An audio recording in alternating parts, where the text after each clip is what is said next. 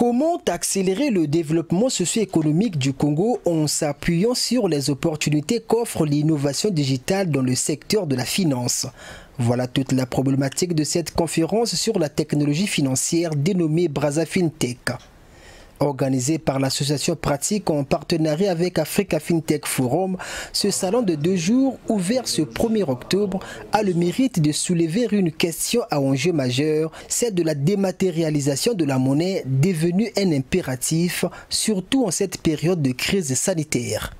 Il n'échappe à personne que le contexte particulier dans lequel se tient Brazza FinTech Tour nous oblige à réinventer nos usages dans un environnement national et international marqué par un regain d'intérêt d'une forte hausse de la demande pour les services informatiques et Internet. D'ores et déjà, nous constatons que ce appétit grandissant, qui n'épargne pas les établissements de crédit, les professionnels de banque, pour des solutions de plus en plus numériques, suscite un plus grand élan vers la qualité, la confiance dans l'univers de la banque et des finances. Ce constat nous permet d'affirmer que la demande croissante en production de solutions numériques conduira la FinTech à jouer un rôle de premier plan dans notre développement économique et social.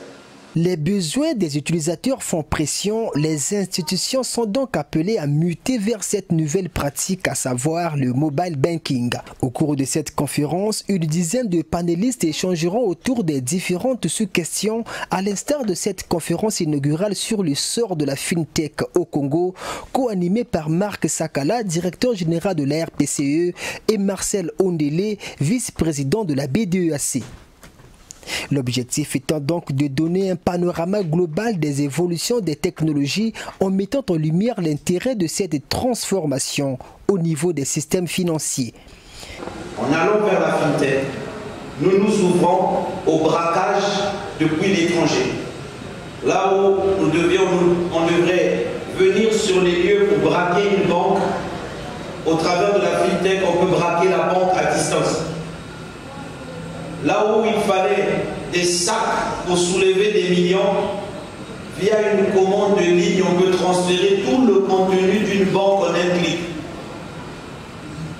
Alors, parler de la FinTech,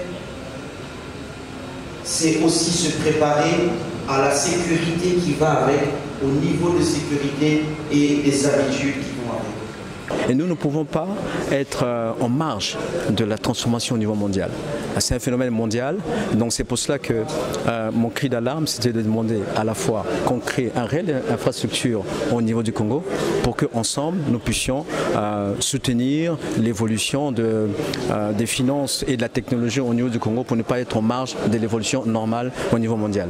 Le développement de la technologie financière est un processus transversal qui met en relief les banques, les institutions de régulation des fonds et bien sûr les startups. L'objectif de la FinTech est donc de permettre un échange fructueux entre ces différents acteurs afin de trouver des solutions aux différents problèmes qui freinent aujourd'hui l'épanouissement de ce secteur.